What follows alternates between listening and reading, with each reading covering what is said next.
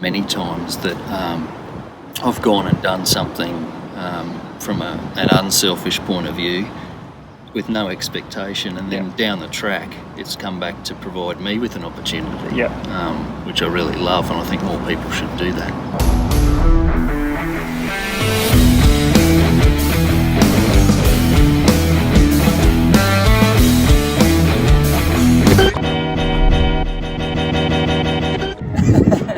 Welcome, ladies and gentlemen. My name is James Grigson. I'm here joined by Paul Azzopardi, the High Performance Systems and Information Manager at Swimming Australia. We're here on site at the beautiful Queensland Academy of Sport. Paul, thanks for joining. Thanks, James. Thanks for inviting me. Appreciate you coming on. So, just wanted to go through your journey in our industry. But firstly, right now it's a very exciting time. We're very, very close to 2020 Olympics, Tokyo. So what's the day-to-day life for you right now? At the moment, it's definitely heightened. So if I think back sort of 4 years ago to this time prior to Rio, the same thing seems to be happening. You get this sort of acceleration into the games, and it's where people realise we have to make it count from here on in. So less distractions, more sort of attention to detail, and really execute the plan. So it makes it quite busy. I wanted to really dive in on your journey. So now you're working in High Performance Systems Information Manager. Can you actually just describe what that role is in a little bit more detail for those that may not know? Yeah, sure. So my role is really the way I describe it. It's around getting information to the experts. So I'm not a scientist, but I work with a lot of scientists and a lot of coaches and athletes, administrators, and I need them to have the best quality information to make the best quality decision. So they know their role better than me, but they'll ask a question and I need to help them find the answer. Okay, so with that role, and obviously that answer would come from data, right? You're using data and systems and technology to inform decisions? More and more so. So I actually started with our athlete management system with swimming, and the role in the last 5 years has morphed into this very data-driven decision-making, evidence-based process where we've got access to a lot more data. We're using a lot more systems, there's a lot more analytical tools being applied to the data, and people are starting to see the benefit that understanding your data can have. Interesting. So you're like you said, your background isn't in science. Actually, you got a business degree from QT, is that right? That's right. So I'm not really qualified to do what I do. not formally, but maybe by experience. But neither am I. Yeah. So my degree is actually in public policy. Okay. Business degree, majoring in public policy, and I did that back in the 90s, so quite a while ago now. So my career to date, sort of a lot of it's been in corporate roles around strategy, but the roles have involved a lot of data analysis, strategic thinking, critical thinking based upon data that's in front of me. And so what I've been able to do is then apply that now in a sports setting, which is something I always wanted to do but never thought I would get to do. So talk me through that, because I think there's a lot of people that, whether they're inside the sports industry or not, they have a love of sport. And I know that you have a love of sport. You're an endurance athlete yourself. So you came out in the 90s with a business degree. Yeah. And the next thing I really know about you is that in the 2000s you had a job with Triathlon Australia. So what was that period post-degree, pre-Triathlon Australia? Yeah. What type of roles were you embarking on, and how did you basically end up getting into sport? A lot of my career was spent at Australia Post, and I was in various management roles across their different divisions. So I started in sort of a commercial area, then moved into operations, so running major facilities and managing staff for them. Yep. And then towards the end of my time there, I moved into a position where I was looking after the decision making for 600 outlets in Queensland. And that's where I started to really realise how important data can be. So you're making decisions that were potentially, if you made an error, could cost quite a lot of money. Yep. And you really needed a lot of evidence to convince stakeholders that certain things needed to be done. So I developed a lot of reporting and analytics around how to optimise that network of retail stores. From there, I eventually went to a general manager's position in a digital information management company. And basically, I was looking after quite poorly performing areas of the business initially, and my job was to turn those around and make them profitable. So to do that, I needed to firstly understand what the current situation was. So I used a lot of data to give me evidence of that.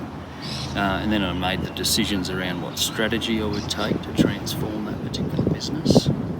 And then it became a measurement tool, so using data to measure progress. Yep. So we went from being the worst performing to the best performing within 12 months using that process. One day I was at my desk in that particular business and an old school friend rang me. Right. And he said, I'm just ringing you because I'd love to utilise your network in terms of finding someone for a particular role at Swimming Australia. Okay. And he described the role to me, and I think it was a 3-month contract with the IT department at Swimming. Yeah. And it was around developing a membership system for clubs. So he told me a bit about the role, and he asked me if I knew anyone who'd be interested. And on the spot, I don't know what made me say it, but I said, well, I'm interested. Yeah. Because I thought that could be my into high performance sport. So you'd always had a passion and a want and a need to get into that industry? Yeah, I'd always participated in sport, quite a lot, different sports. And then as I got older and slower, I ended up in endurance sport because you can go slower for longer. Yes, okay. So that suited me well. But along the way, I tried to build a bit of a resume of experience. So I'm an accredited triathlon coach. Okay. And I did that for the purpose of having outside of being like an age group athlete, I did that for the purpose of developing my own skills, but also understanding a bit more about how to work in that coaching sort of role. Yep. So I've spent quite a few years coaching triathlon. And then the opportunity came up to apply for a board position with triathlon. Okay. And again, I thought, given that I was then working in high performance sport with swimming, I thought that was a nice complementary thing to do in terms of building my experience and just network and profile. Yep. And so I'm in my third and final term with triathlon currently, so I've got about another 18 months on that board. Fantastic, okay. Yeah, so basically taking opportunities and trying to have that end goal in mind, I guess would be my advice. Interesting, because I've always had the thought that the direction's really all that matters. I'm not necessarily the most goal-orientated person, as in I have to do this thing by this date. I kind of go in my head, look, I like these three things, and I'm going to move my career and my progress in that direction. Yes. If I'm doing those three things, I'll be a happy guy. I don't know how those things can all these three things can tie together. In my case, it's sports science and business and communication. But it just so happened that I kind of put that energy out there and the role came back to me. I kind of see a little bit of similarities with you, obviously. What other little bits, I'll call them bits and bobs, what other little bits and bobs like triathlon coaching were you able to collect during your time with the post to be able to equip you with the knowledge, the network, the skills to be able to transition into a role inside of sport? Was there anything else? Yeah, I think certainly being able to communicate information to people. Yeah. I'm possibly a better written communicator than verbal, I would say. However, you need to be able to understand where people are coming from in whatever given situation. So for me, in a typical day, I'll be talking to very intelligent people in sports science roles. I'll be talking to swimming coaches who practice their art/science all around the country. And being in high performance, you're dealing with people who are at the top of their game.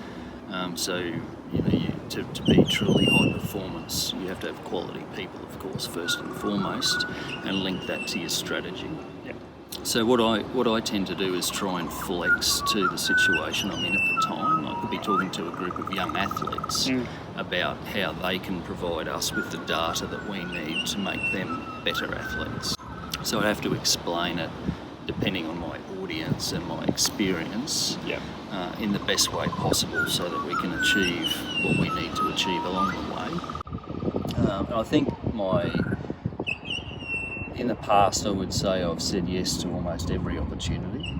So Which, just in terms of a business opportunity or an opportunity to learn, what do you mean by said yes to every opportunity? I think by that I mean all of those things, so in life in general. So for example, I got into triathlon when I was 19 years old because a mate said, come and do a triathlon with me. Right. If I had have said no, I might have missed out on 25 years of fun times with triathlon. Then also when I was in corporate roles, I was regularly asked to go and work on different projects or in different divisions. And I never said no because I was comfortable where I was. I always thought, well, that might be harder to do and more challenging to do, but I'm going to do it. So put yourself out there, I think, is a good philosophy. And I'm not naturally, I'm quite introverted personally, so I like a lot of thinking time and that sort of thing. So I have to force myself out of my comfort zone to enable myself to take advantage of opportunities and build myself. Love what you're talking about in all of that, particularly the communication piece. I think those skills come, I guess, from being a coach and knowing that you've got different audiences. I did a little bit of coaching for rugby, grade six kids. Perfect. So it was, you had to communicate with the children, but you also had the important stakeholder of the parent. Yes. And then you had your employers who you had to speak to and communicate to. I feel like I learn a lot. I also learn a lot as a personal trainer because I have to speak to so many people across different demographics. How important do you think your experience as a coach was in forming your communication cues and tactics and how you deal with people? Would you say your communication skills were more forged as a coach, or were they just forged through experience and speaking to multiple people? Well, I think definitely there's something in the coaching that I think accelerated those sort of skills. So to me, like being a coach, you need to have very good understanding of where people are coming from. So for example, the triathlon club that I'm involved with, we've got people who come along just to train and not to compete because they like the fitness and social aspect, right through to people who've competed at world championships across all different distances, right through Ironman. So there's this whole range of different people with different backgrounds and different goals and aspirations and reasons for being there. And when you're coaching such a diverse group, you have to be able to obviously deliver whatever the program is to the entire group, but understand all the individual aspects of what's behind people's want to be there, their goals.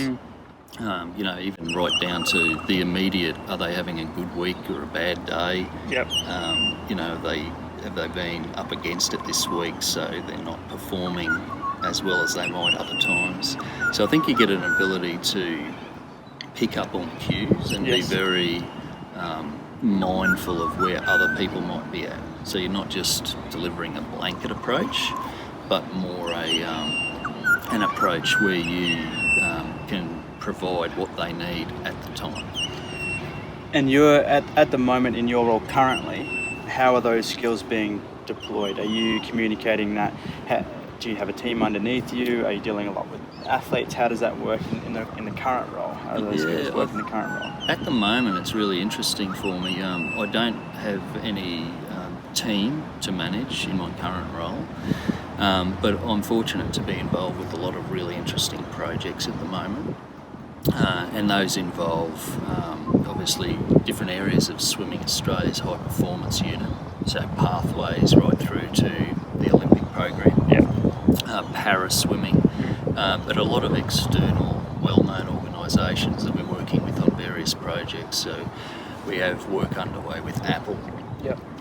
We have work underway with Amazon. So I'm spending the day showing Amazon what we do here Yep.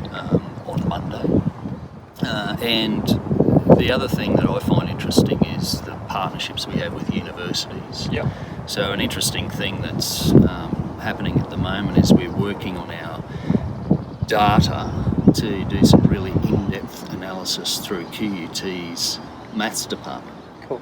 So we have some extremely talented people who are mathematicians and statisticians, and they're helping us get a really deep understanding of what our data sets are showing us. And it's good to be able to talk through that with people who aren't necessarily from a sporting background. Yes, yeah. And I think it's another example of where exposing yourself to these things creates broader thinking and gives you more tools to use. It might not be immediately, but 5 years down the track, who knows? Yeah. You know, you may find that comes in really handy later on. So I think getting involved and immersed in those sort of interesting opportunities or projects, you know, it can be volunteering. I try and, my role as a triathlon coach, I volunteer my time. Yep. I don't try and make any money out of it. And I think it is important to give back to the community, and you find, like you said before, you sort of get that energy back. Yeah. I've found many times that I've gone and done something from an unselfish point of view with no expectation, and then down the track it's come back to provide me with an opportunity, which I really love, and I think more people should do that.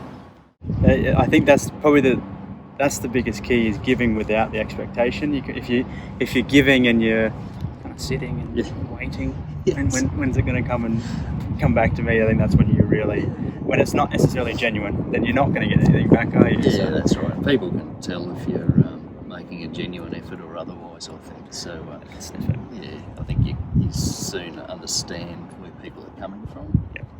It's not to say that people shouldn't charge for their time and services, but I think it's good to have some element of giving back, whether it's to a sport or coaching a kid's footy team, for example. I think that's a fantastic thing to do, and especially with kids nowadays having a lot more sedentary time than we perhaps used to when we were young. Certainly me, I'm probably more than twice your age. But I like how you included me in that. That was good. That was good. Well, I'm talking about very young kids. Yeah. I think it's really great to see adults out there providing opportunities for kids to enjoy sport, just general outdoor activity, because I think that's such an important thing in their development. So your development from a career perspective, you've obviously, you spoke about your progression within the post. There's obviously been clear progression here within the Australian Sport Commission environment.